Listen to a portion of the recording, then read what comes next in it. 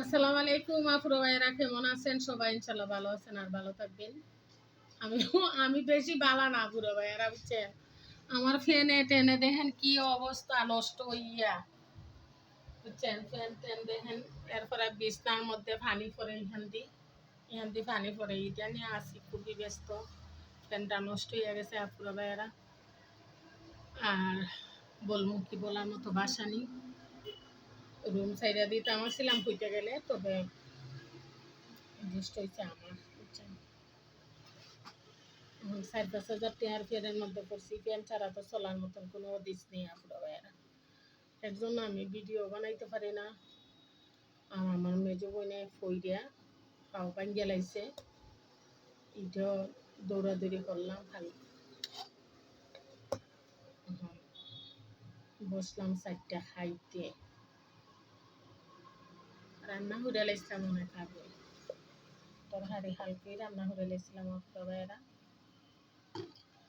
তবে এইগুলা চার্জি অর্ধেকটা ভিজে গেছে আপুরা ভাইয়েরা। 2024 সাল থেকে পানি পড়তেছে, হইতে আসি এখন একটু হইতেছে আবার সপ্তাহখানেক।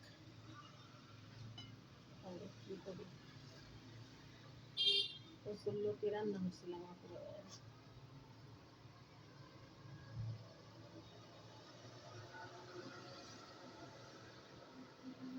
যত কিছু রান্না করি আপুরা ভাইয়েরা, জানেন আমি আফসোস করে রান্না করি, আমার একটা না একটা সমস্যা এসে পড়ে, আর আমি ভালো করে খাইতে পারি না,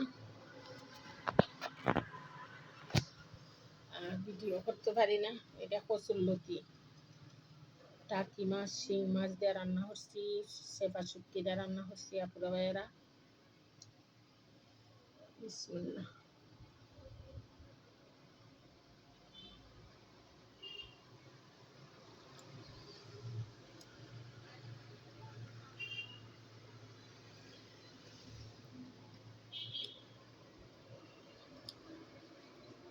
ভাত যত নরম করি তারপরে শক্ত হইয়া যায় আপুরা ভাইয়েরা।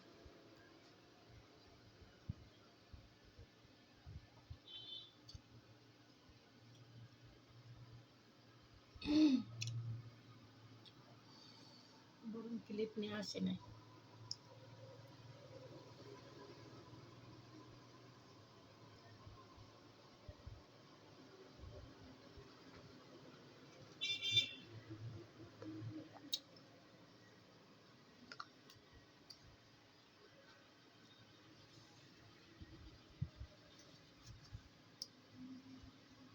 এখন আগের মতো মাছ খাইতে পারি না, আগে তো খাটা খুঁটা লাগে নাই, এখন একবারে আমার খাটা লাগিয়া পুরো ভাইয়ের অবস্থা খারাপ হয়ে যায়।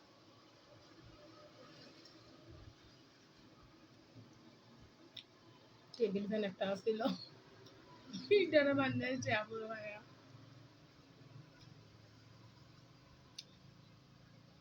বুঝছেন?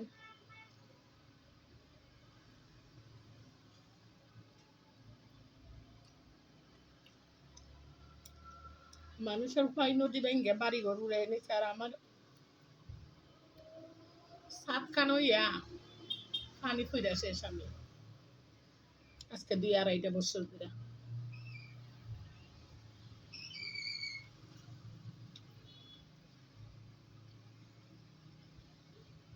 মানুষ উঠ করে বাসা পাল্টাইলে আপুরো ভাইয়েরা আমার।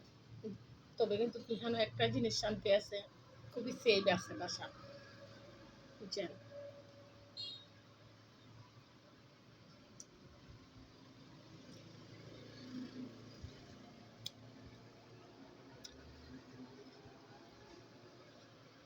এর জন্য রুমটা আরো সারি না, আর মায়া লাগিয়ে গেছে এরার প্রতি।